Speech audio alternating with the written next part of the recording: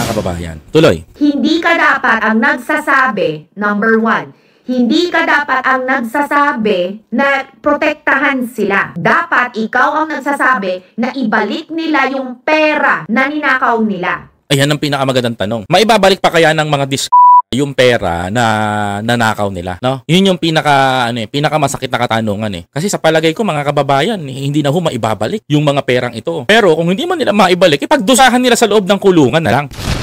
Kung ako ho tatanungin nyo mga kababayan ko, agree ho ako doon na pagdusahan na lang ho ng mga kaya sa loob ng kulungan, itong ginawa nilang kabalbalan sa bayan.